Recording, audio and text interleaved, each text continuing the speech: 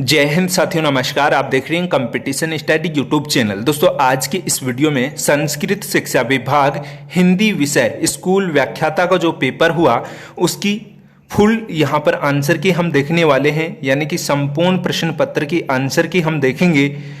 तो मैं आपको बता दूं, अगर इस आंसर की पीडीएफ आपको चाहिए तो पीडीएफ डाउनलोड किस तरीके से कर सकते हैं, कहां से आपको ये पीडीएफ मिलेगी, ये सारी जानकारी इस वीडियो के एंड में मैं आपको दूंगा।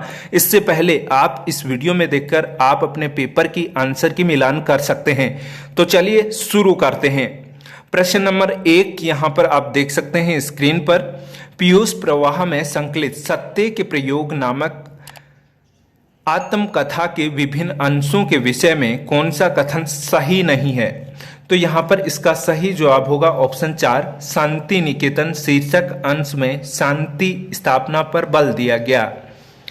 अगला प्रश्न नंबर 2 है, मानस का हंस किसके जीवन पर आधारित उपन्यास है? बहुत ही इंपॉर्टेंट प्रश्न शिक्षक भर्ती परीक्षाओं में, चाहे नेट हो, जेआरएफ हो, यूपी टेट हो, जो फर्स्ट ग्रेड या सेकंड ग्रेड शिक्षक भर्ती परीक्षा टीजीटी पीजीटी होती है उसमें बार बार पूछा जाता है। नेट जेआरएफ में बार बार ये प्रश्न पूछा जाता है। तो ये जो मानस का हंस है ये गोस्वामी तुलसीदास पर आधारित उपन्यास है। अगला प्रश्न नंबर 3 है, नाथ बैरू की जो ताहि सू। तो इसमें जो है सरयू में संकलित ये जो है, इसमें मंदोदरी ने रावण की उपमा जो है सूर्य और जुगनू से की है, राम और रावण की। तो राम को यहाँ पर सूर्य और रावण को जुगनू की उपमा दिया गया है। ठीक है, तो ऑप्शन 1 यहाँ पर सही जवाब होगा। अगला प्रश्न देख लेते हैं। प्रश्न नंबर 4 है, प्रेम मार्ग का ऐसा प्रवीण और धीर पथिक तथा जवादानी का ऐसा दावा रखने वाला ब्रज भाषा का दूसरा कवि नहीं है।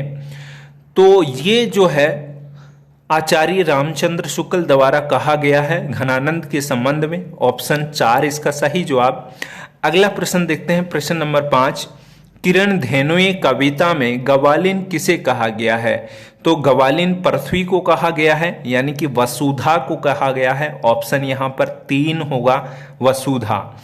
अगला प्रश्न है 6, श्रेयों में संकलित इन रचनाओं से संबंधित कौन सा विकल्प सुमेलित नहीं है? तो यहाँ पर ऑप्शन 2 सही जवाब होगा, गुल्ली डंडा। दोस्तों, गुल्ली डंडा जो कथानक है इसमें गैया और नायक जो है अलग अलग पदों पर थे। गैया जो नायक है ये एक सरकारी पद पर प्रतिष्ठित था, जबकि गैया जो है ये पद पर जो सम्मान पद नहीं था इनका। ठीक है, अगला प्रश्न नंबर 7 देखते हैं। निम्न में से कौन सा कथन भक्ति आंदोलन और तुलसीदास में स्थापित मान्यताओं से मेल नहीं खा रहा है? तो इसमें सही ऑप्शन होगा ऑप्शन नंबर 1, भक्ति साहित्य का उद्भव मुस्लिम प्राधीन जन्य निराशा से हुआ।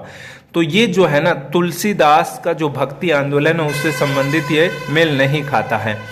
अगला प्रश्न नंबर यहाँ पर 8 देखते हैं। मंदाकिनी में संकलित पाठ हमारी पुण्य भूमि और इसका गौर में अतीत महापुरुष के भाषण का अंश है।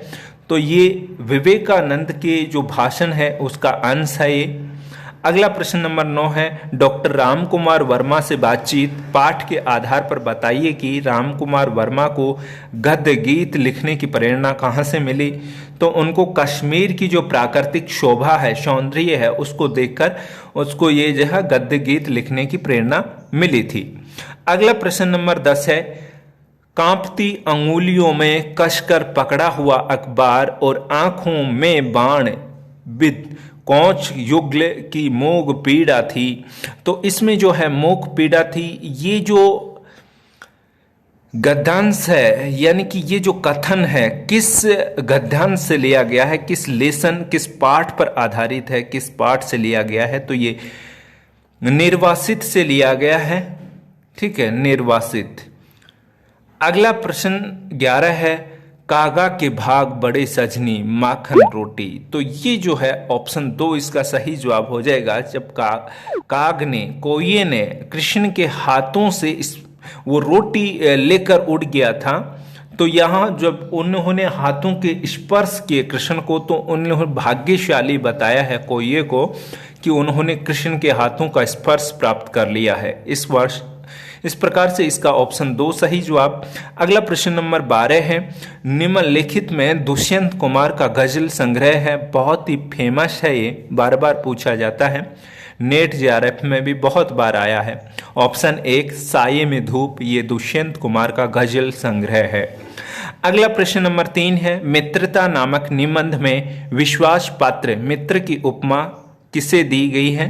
तो औषध को विश्वास पात्र मित्र की उपमा दी गई है, औषध, ठीक है, औषधि को जो है विश्वास पात्र मित्र कहा गया है। अगला प्रश्न नंबर 14 है, प्रज्ञा प्रवाह में संकलित हार की जीत में बाबा भारती जो है डाकू खड़ग सिंह का ने जो घोड़ा छीन लिया था वो इसलिए, तो यहाँ पर इस प्रकार से ऑप्शन 4 इसका सही जवाब है। इसलिए मना किया था कि गरीब और अपाहिजों पर से विश्वास उठ जाने का भय था, इसलिए उन्होंने ऐसा करने से मना कर दिया था। अगला प्रश्न नंबर 15 है, प्रज्ञा प्रवाह में संकलित निराला भाई स्मरण के आधार पर बताइए कि कौन सी विशेषता निराला के व्यक्तित्व से मेल नहीं खाती?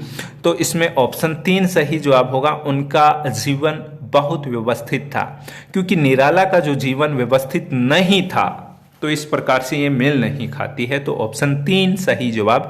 अगला प्रश्न नंबर 16 है, बड़े घर की बेटियां ऐसी ही होती हैं, बिगड़ा हुआ काम बना लेती हैं। ये कथन जो है बेनी माधव का है, बेनी माधव, ठीक है। जब उन्होंने दोनों भाइयों को गले मिलकर देखा तो उन्होंने अनायास से उनके मुंह से ये शब्द निकले, उन्होंने ये बात कही थी बेनी माधव ने, तो यहाँ पर ऑप्शन 4 इसका सही जवाब। अगला प्रश्न नंबर 17 है, इनमें से कौन सी कहानी रूपक शैली में लिखी गई है? तो देशभक्त जो कहानी है ये रूपक शैली में लिखी गई है। अगला प्रश्न नंबर 18 है, आयो घोष बड़ो व्यापारी, तो इसमें घोष शब्द का अर्थ है अहीरों की बस्ती को घोष कहा गया था।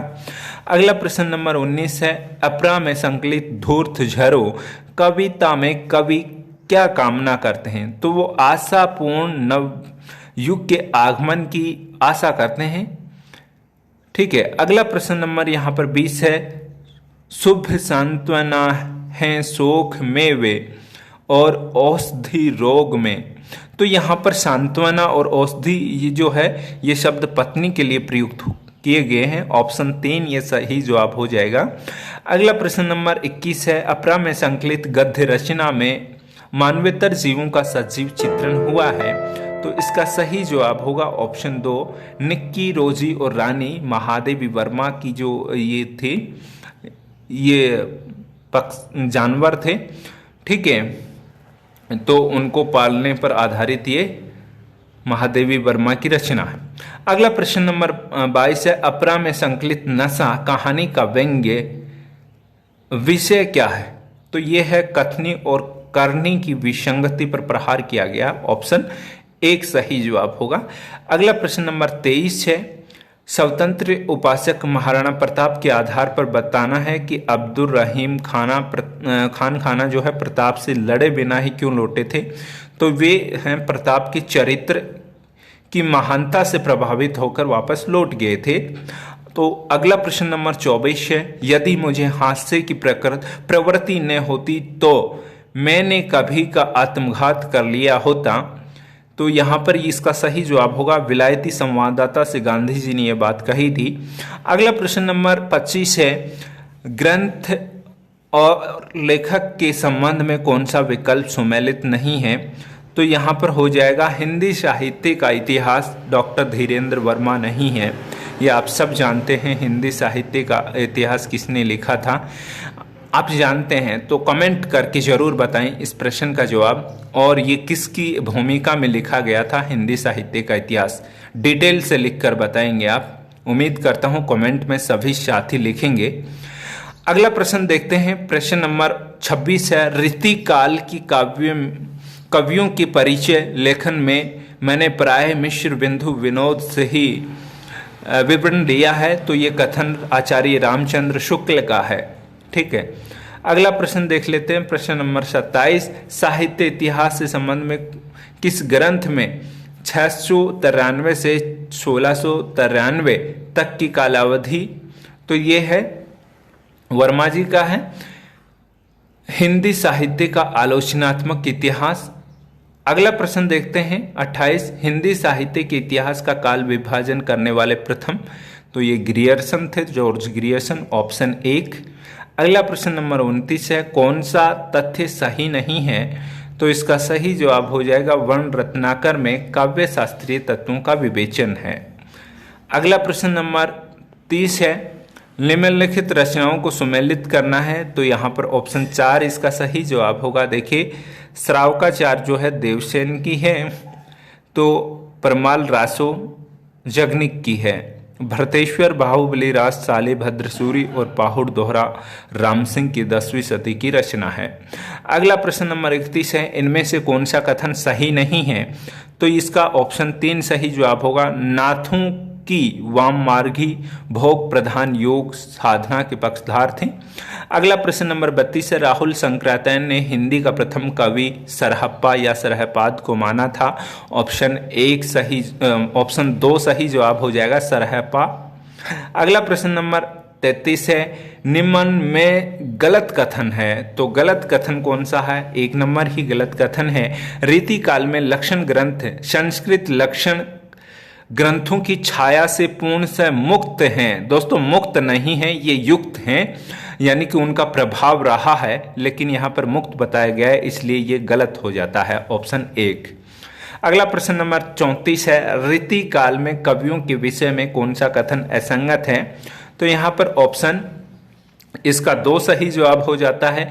देव को आचार्य रूप में विशेष सफलता प्राप्त नहीं हुई। आचार्य रूप में सफलता प्राप्त थी देव को, उन्होंने 72 ग्रंथ लिखे थे लगभग, तो यहाँ पर ऑप्शन 2 सही जवाब होता है।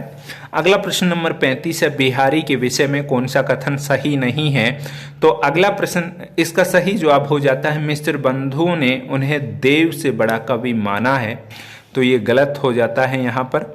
अगला प्रश्न नंबर, इनमें से कौन सा ग्रंथ भूषण रचित नहीं है, तो भाषा भूषण का ग्रंथ नहीं है। ठीक है। अगला प्रश्न नंबर 37 है, कौन सी रचना लक्षण ग्रंथ नहीं है, तो ये रामचंद्री का जो है केशव दास की, ये लक्षण ग्रंथ नहीं है। अगला प्रश्न नंबर यहाँ पर 38 है, इनमें से कठिन काव्य का प्रेत केशव दास को ही कहा गया है। अगला प्रश्न, इसका 3 नंबर ऑप्शन सही है। प्रश्न नंबर 39 है, इन निम्न किस विकल्प में रचना और रचनाकार सुमेलित नहीं है, तो ये सिद्धांत सार द्विजदेव की रचना नहीं है, अन्य बाकी सभी रचनाएं सुमेलित हैं। अगला प्रश्न नंबर 40 है, भारतेंदु युग के विषय में कौन सा कथन सही नहीं है, तो इसका सही जवाब ऑप्शन 2 हो जाता है। इस युग में कवियों ने ब्रिज भाषा की प्राचीन काव्य शैली पूर्णतः त्याग कर नवीन शैली का, देखिए पूर्णतः त्यागी नहीं थी ब्रिज भाषा की, उनके साथ में ही उस शैली को साथ में लेकर चले थे वो, ठीक है। जबकि गद्य की जो थी ये खड़ी बोली का विकास यहाँ पर किया गया था। अगला प्रश्न 41 है, भारतेंदु हरिश्चंद्र के संबंध में असत्य कथन हो जाता है। ऑप्शन 3, उन्होंने प्राचीन की पूर्ण उपेक्षा करके नवीन का अंधानुकरण किया, तो ऐसा नहीं था। अगला प्रश्न नंबर यहाँ पर 42 है, द्विवेदी युग के विषय में कौन सा कथन सही नहीं है, तो यहाँ पर ऑप्शन 1 सही जवाब हो जाता है। इस युग का नामांकन आचार्य हजारे प्रसाद द्विवेदी के नाम के आधार पर नहीं दोस्तों, ये जो आचार्य हजारे प्रसाद द्विवेदी के नाम पर नहीं।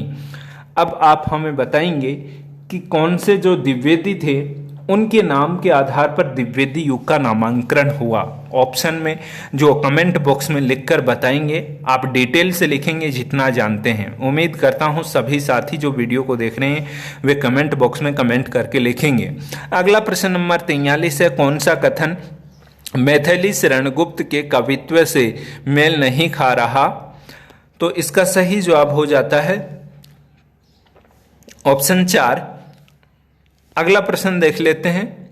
प्रश्न नंबर 44 है, हरिओद की कौन सी कृति उपन्यास है। ठेठ हिंदी का ठहाट हरिओद, ठीक है, इसकी जो है उपन्यास है, बहुत ही फेमस उपन्यास है, ये बार बार पूछा जाता है। अगला प्रश्न 45 है, इनमें से कौन सा कथन गलत है, तो इसका ऑप्शन 2 ही सही जवाब हो जाता है। उत्तर भारत में भक्ति आंदोलन का सूत्रपात कबीर की प्रेरणा से ही हुआ था, ऐसा नहीं है। तो ऑप्शन 2 इसका सही जवाब हो जा रहा है। अगला प्रश्न नंबर 46 है, इनमें से कौन सा कथन सही नहीं है? तो इसका सही ऑप्शन हो जाता है भ्रमर गीत सूर सारावली का सबसे मार्मिक प्रसंग है। अगला प्रश्न नंबर 47 है। दोस्तों मैं डिटेल से नहीं जा रहा हूं, यहाँ पर बहुत लंबा वीडियो ये होने वाला है, सभी प्रश्न हम कवर करेंगे, इसलिए जल्दी जल्दी फटाफट मैं आपको केवल आपके प्रश्नों के मिलान के लिए उत्तर बताते जा रहा हूं, ठीक है। फिर भी कोई डाउट है तो निसंदेह वीडियो के नीचे डिस्क्रिप्शन में हमारे इंस्टाग्राम की आईडी दी गई है, उस पर आप हमें फॉलो कर लें और निसंदेह कोई भी प्रश्न के सवाल पर आंसर पर आपको कोई भी डाउट है तो आप हमें डिटेल से वहां पर पूछ सकते हैं। विदाउट एनी हेजिटेशन मैं आपको डिस्कस करके बहुत ही शानदार तरीके से वहां पर समझाऊंगा। आप हमें अपना भाई यार दोस्त जो भी समझकर, अपना हम उम्र समझकर वहां पर किसी भी प्रकार का डाउट या समस्या है तो इंस्टाग्राम पर आप हमसे पूछ सकते हैं, जान सकते हैं। और मैं आपको इस कंपटीशन स्टडी परिवार का सदस्य होने के नाते डिटेल से बहुत ही आराम से वहां पर इंस्टाग्राम पर आपको समझाऊंगा। अगर इस वीडियो का पीडीएफ, इस आंसर की का पीडीएफ आपको चाहिए तो आप हमें टेलीग्राम पर फॉलो कर सकते हैं। टेलीग्राम की भी आईडी आप हमारे इस वीडियो के नीचे डिस्क्रिप्शन में दी गई है, वहां से आप हमें फॉलो कर लें, ठीक है। अगला प्रश्न देख लेते हैं। प्रश्न नंबर, इसका ऑप्शन 4 सही जवाब हो जाता है। प्रश्न नंबर 48 है, आलावार भक्त संतों से संबंधित। अब मैं पूरा प्रश्न नहीं पढ़ूंगा, केवल आपको इसलिए पढ़ाकर थोड़ा सा पढ़कर बताऊंगा, फिर आंसर पे टिक कर दूंगा ताकि फटाफट से पूरे सभी 150 प्रश्नों के आंसर हम देख सकें। तो चलिए 48 नंबर प्रश्न है, आलावार भक्त संतों। तो इसका सही प्रश्न आंसर होगा तमिल प्रदेशीय आलावार भक्तों की संख्या 8 मानी जाती है, ऐसा नहीं है, ये 12 मानी गई है। तो यहाँ पर ऑप्शन 1 इसका गलत हो जाता है। अगला प्रश्न नंबर 49 है, पुष्टि मार्ग का जहाज किसे कहा गया है? तो ये सूरदास को कहा गया है और ये कुंभन दास ने कहा था उनकी मृत्यु के दौरान कि पुष्टि मार्ग को जहाज जात है, जा को कछु लेन हो सो लेहु। तो ऐसा कुछ कहा था कुंभन दास ने, तो ये सूरदास को कहा गया है। अगला प्रश्न नंबर 50 है, कबीर परिचय की रचना अनंत दास ने की है। ये इनके जीवन, कबीर के जीवन परिचय से संबंधित रचना है अनंत दास की, ऑप्शन 1। अगला 51 है, रचना और रचनाकारों की दृष्टि से कौन सा विगम सुमेलित नहीं है? तो ये मधुमालती, ये मंझन की है, तो यहाँ पर इसका ऑप्शन 4। अगला प्रश्न नंबर 42 है, सगुण और निर्गुण उपासक विषय कौन सा कथन सही नहीं है? दोस्तों इस प्रश्न में अधिकतर प्रश्न में यही पूछा गया है कि सही नहीं है, यानी कि 3 आपको सही दिए गए हैं और 1 ऑप्शन आपको गलत दिया गया है, ठीक है। तो इसमें देख लीजिए जो भी पुस्तकों से आपकी बुकों से जो प्रश्न पूछे गए हैं 70% प्रश्न ऐसे ही पूछे गए हैं, इसमें आप देख सकते हैं डिटेल से, ठीक है। बहुत सारे प्रश्न हैं, यानी कि सम्मिलित नहीं है या फिर सही नहीं है ऐसा, ठीक है। तो यहाँ पर ऑप्शन इसका 1 ही सही जवाब हो जाता है। अगला प्रश्न नंबर 53 है, तो यदि वह आचार्यत्व और कवित्व दोनों में से एक अनूठा संयोग, तो इसका सही जवाब ऑप्शन 2 प्रताप शाही। अगला प्रश्न नंबर 54 है, किस विकल्प की सभी रचनाएं महाकवि देव की हैं? तो देव की सभी रचनाएं हैं भाव विलास, काव्य रसायन और अष्टयाम। अगला प्रश्न नंबर 55 है, कवि कुल कंठाभरण दोहल की रचना है। अगला प्रश्न नंबर 56 है, सूफी काव्य से संबंधित कौन सा कथन सही नहीं है? तो इसका सही ऑप्शन 1, सूफी काव्य रचना सर्वप्रथम गुरु की वंदना की जाती है, तो ऐसा नहीं है, ऑप्शन 1 इसका सही।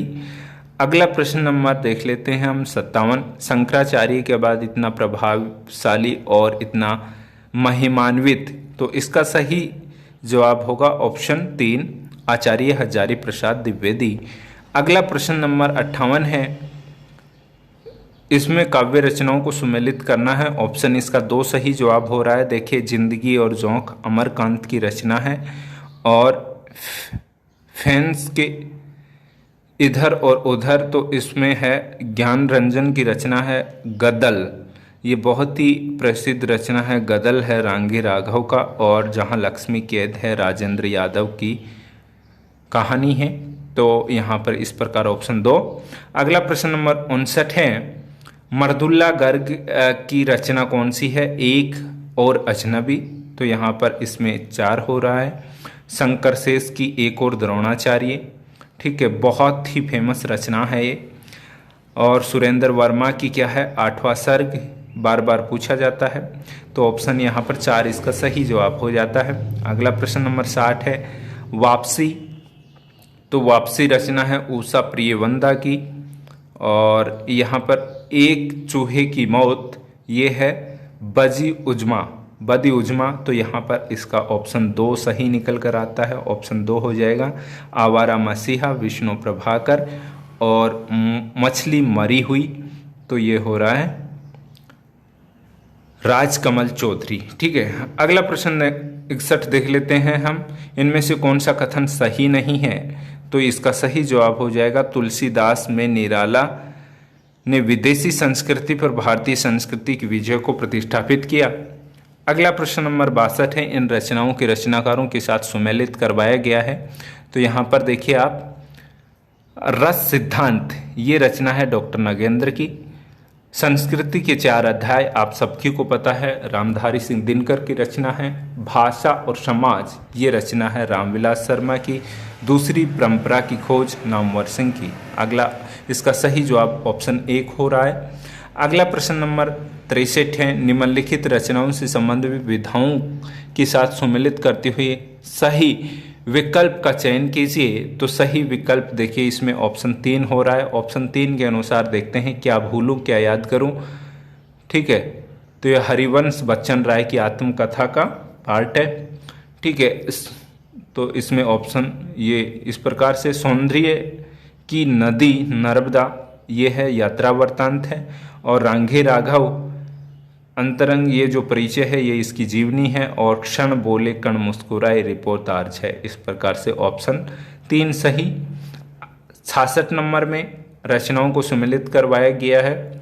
तो इसमें भी ऑप्शन 4 के अनुसार आप देख सकते हैं, निर्मला जो है दिनकर की रचना है, आप सब जानते हैं। मिलन यामिनी बहुत ही इंपॉर्टेंट है, हरिवंश राय बच्चन की है। नाटक जारी है, ये जो रचना है लीलाधर जगूड़ी की है। द्वंद्व गीत, ये है दिनकर की रचना है। इस प्रकार ऑप्शन 4। अगला प्रश्न नंबर हम देख लेते हैं 65। तृतीय सप्तक का कवि पूछा है, तो सर्वेश्वर दयाल सक्सेना तृतीय सप्तक के कवि हैं, ठीक है। अब आप हमें बताएंगे तृतीय सप्तक का समय क्या रहा। कमेंट बॉक्स में कमेंट करके आप लिखेंगे, डिटेल से लिखेंगे। तृतीय सप्तक के सभी कवियों के नाम भी लिखेंगे अगर आप जानते हैं तो, ठीक है।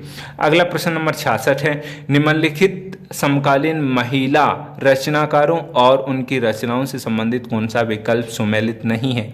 ऑप्शन 2 सही जवाब हो जाता है, गतियानी, गलत पत्ते की चिट्ठी।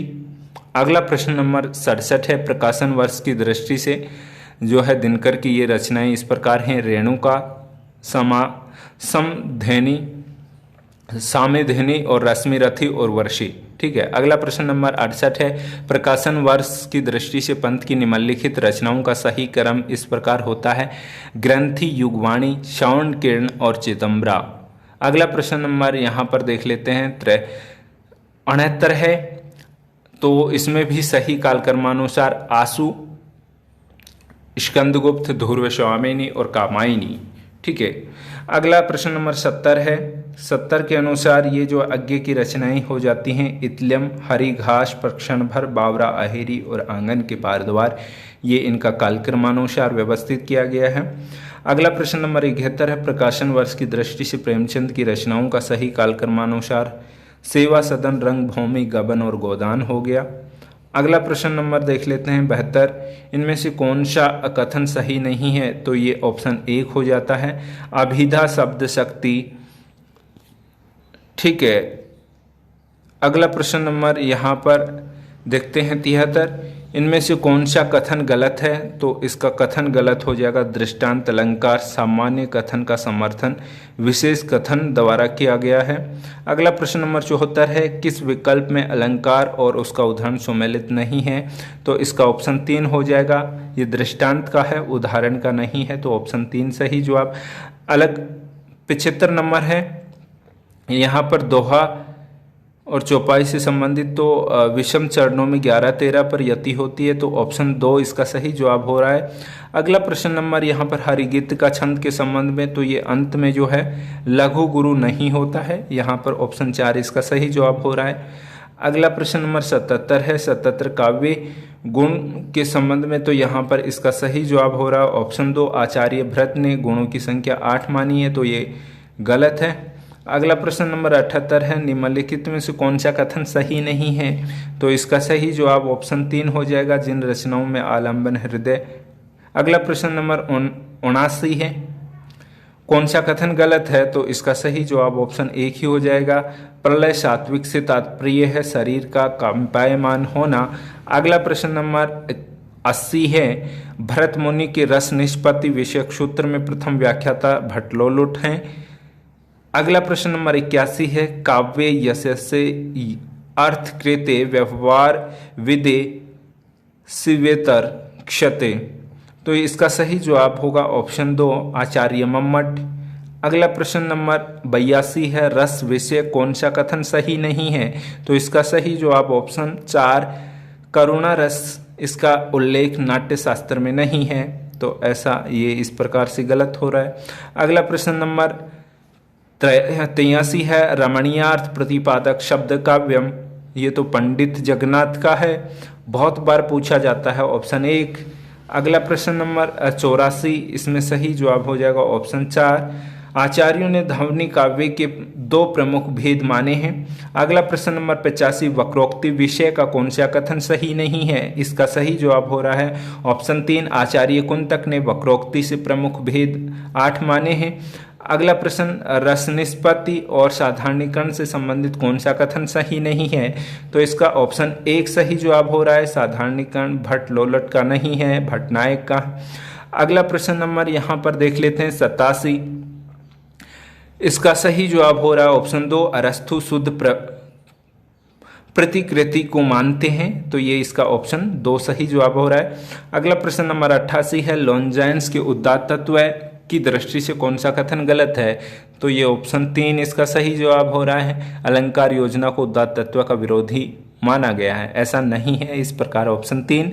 अगला प्रश्न नंबर 89 है, मार्क्सवाद से संबंधित कौन सा कथन सही नहीं है?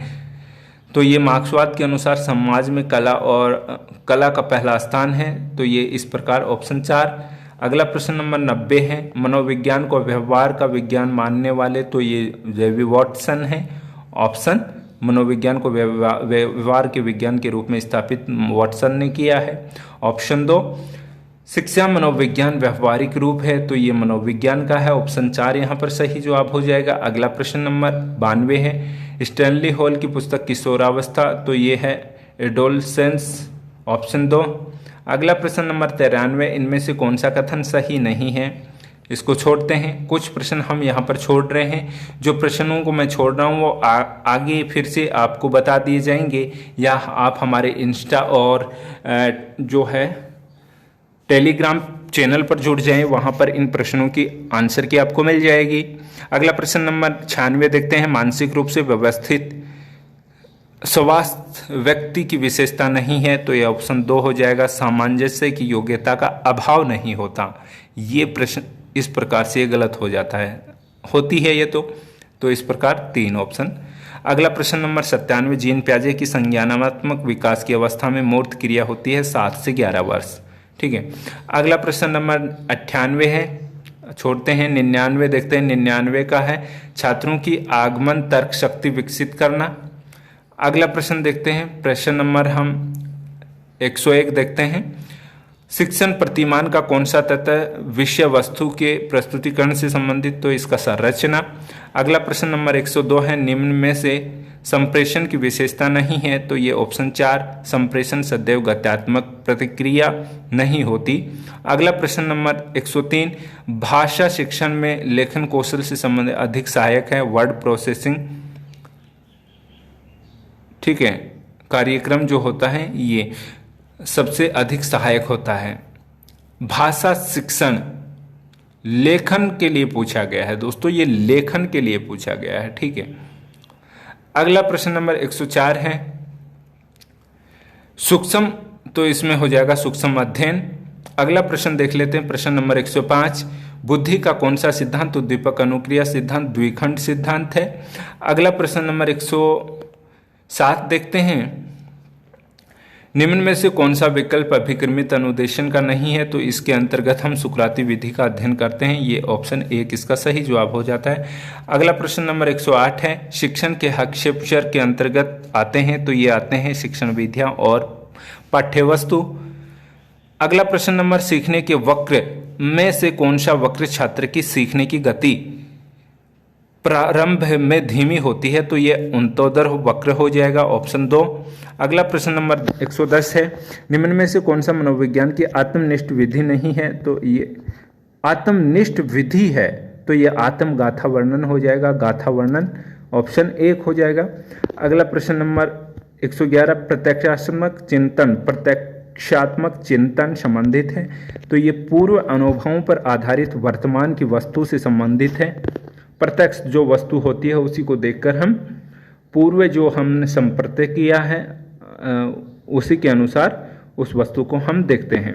अगला प्रश्न नंबर 113 है सीखने के सिद्धांत प्रबलन को अधिक महत्व दिया गया है, तो यह है क्रिया प्रसूति सिद्धांत।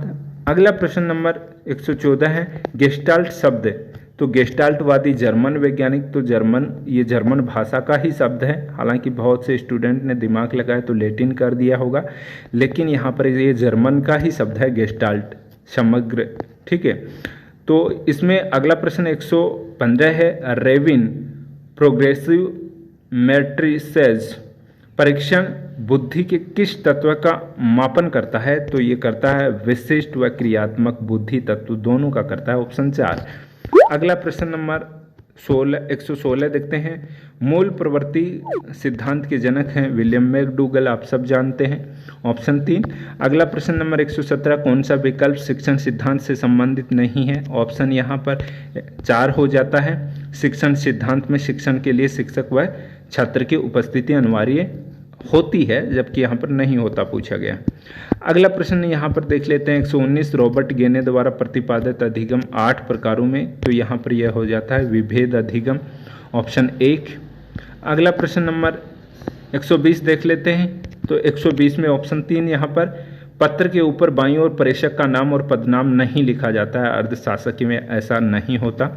अगला प्रश्न नंबर 121, तो इसका सही जवाब हो जाता है ऑप्शन 4 अर्धशासकीय, ठीक है, क्योंकि इसमें जो विश्वविद्यालय है ये हो सकता है प्राइवेट हो सकता है सरकारी हो, तो इस प्रकार के ये सरकार के स्वामित्व में होते हैं, क्योंकि राज्यपाल उनका जो विश्वविद्यालयों का कुलाधिपति होता है, तो इस प्रकार से शासकीय और अर्धशासकीय जो होता है यहाँ पर ऑप्शन 4 और 1 से अधिक ये भेजे जाते हैं।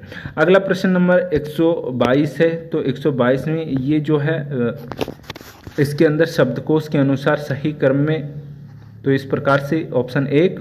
अगला प्रश्न इसमें हो जाएगा 4 रमा है ये यहाँ पर, जबकि लिख दिया गया है राम प्लस ईस, तो ये यहाँ पर गलत हो जाता है, यहाँ पर आना चाहिए रमा प्लस ईस, इस प्रकार ऑप्शन 4। अगला प्रश्न देख लेते हैं, इसमें 124 में हो जाएगा तद धन जन्य, ठीक है। अगला प्रश्न नंबर 125 है इनमें से कौन सा समास विग्रह सही नहीं है, तो ये राष्ट्र की भक्ति नहीं होगा, यहाँ पर राष्ट्र के लिए भक्ति होगा, ठीक है।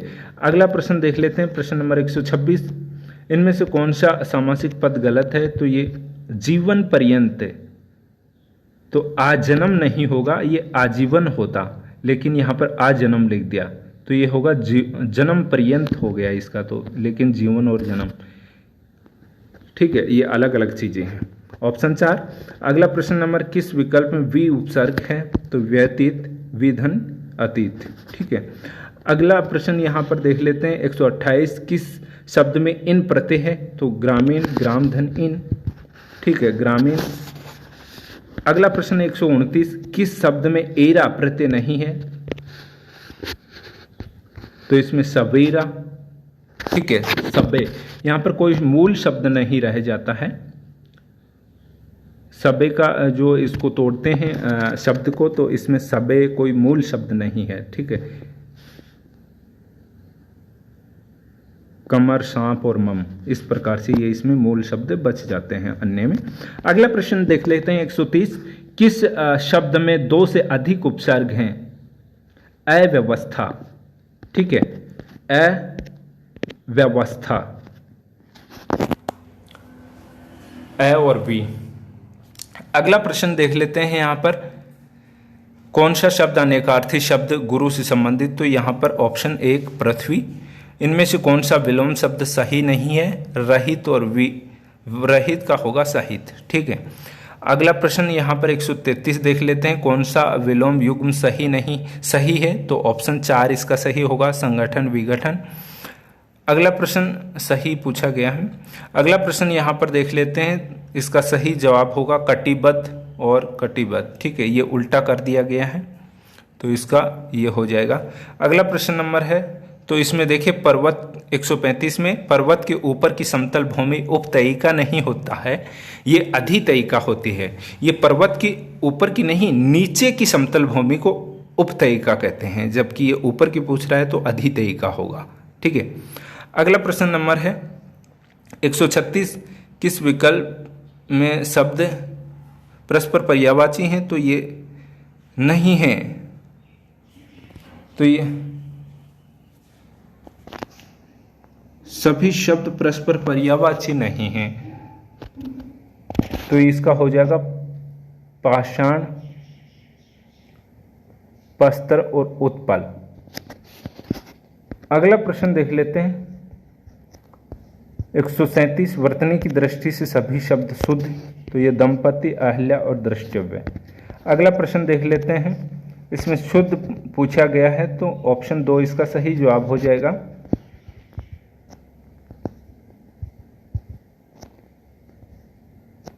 अगला प्रश्न नंबर 139 है, तो इसका सही जवाब ऑप्शन 3, उल्टा पिरामिड शैली, घटनाओं का समापन। ठीक है, इस प्रकार से ऑप्शन 3। अगला प्रश्न 140, किस शब्द में उपसर्ग प्रत्यय दोनों का प्रयोग हुआ है? तो इसमें निष्कासित होगा। अगला प्रश्न नंबर 141 में हो जाएगा कर्मवीर, ये गद्यांश में से है। असंभव शब्द का प्रयोग कायर के लिए किया गया है, और धन इसमें हो जाएगा धन संपदा 143। अगला प्रश्न नंबर 144 देख लेते हैं, इसका सही जवाब होगा, उक्त अवतरण में राष्ट्रभाषा को परिभाषित करने वाले घटक को उल्लेखित नहीं हुआ है, तो यह है उसकी समृद्ध साहित्यिक परंपरा होती है। अगला प्रश्न नंबर 145 है, तो इसमें लोगों में प्रचलित सभी भाषाओं को राष्ट्रभाषा कहा गया है, ऑप्शन 4। अगला प्रश्न नंबर 146 है, राष्ट्रभाषा की व्यापक विशेषताओं में किस तथ्य का उल्लेख नहीं है? तो इसमें ऑप्शन 3 सही जवाब हो जाएगा, उसकी साहित्यिक धरोहर अत्यंत समृद्ध होती है। अगला प्रश्न नंबर 147 देख लेते हैं, छोड़िए एक बार 148 नंबर प्रश्न देखते हैं, इसका सही जवाब हो रहा है, बात सीधी थी पर एक बार भाषा के चक्कर में जरा टेढ़ी फंस गई है, तो इसका सही जवाब हो जाएगा ऑप्शन 4, जटिल भाषा के शब्दों प्रयोग से सीधी कुंवर नारायण, सीधी बात की उलझकर आगे बन जाना, तो ये इसका सही जवाब हो जाएगा। अगला प्रश्न नंबर 149 है, अनाथ विधवा द्वारा सिली हुई कमीज, तो इसका सही जवाब होगा ऑप्शन 1, आत्मा के वस्त्र के रूप में। अगला प्रश्न नंबर 150 है, सर्जन में मैं और मैं निबंध प्रतिपादित नहीं किया गया, तो इसमें ऑप्शन 1, मनुष्य का प्राथमिक कर्तव्य है कि वह स्वयं अपने से पहले दूसरों के विषय में सोचे। दोस्तों उम्मीद करता हूं ये वीडियो आपको पसंद आया होगा। अगर वीडियो पसंद आया तो आप हमें अभी तक हमारे इंस्टाग्राम पर फॉलो नहीं किया तो ये हमारी इंस्टाग्राम आईडी आप देख सकते हैं वीके सैनी ऑफिशियल, इस पर फॉलो कर सकते हैं। फेसबुक पेज है कंपटीशन स्टडी, इस पर आप हमें फॉलो कर सकते हैं। ट्विटर है कंपटीशन स्टडी, इस पर फॉलो कर सकते हैं। और जो हमारा टेलीग्राम है वो है कंपटीशन स्टडी, तो इस पर आप हमें इस प्रकार से फॉलो कर सकते हैं, सोशल मीडिया ग्रुप से जुड़ सकते हैं विदाउट एनी हेजिटेशन। कोई भी आपको हमसे बातचीत करनी है तो आप हमारे इंस्टाग्राम पर आएं और वहां पर डायरेक्ट हमसे कुछ भी पूछ सकते हैं, ठीक है।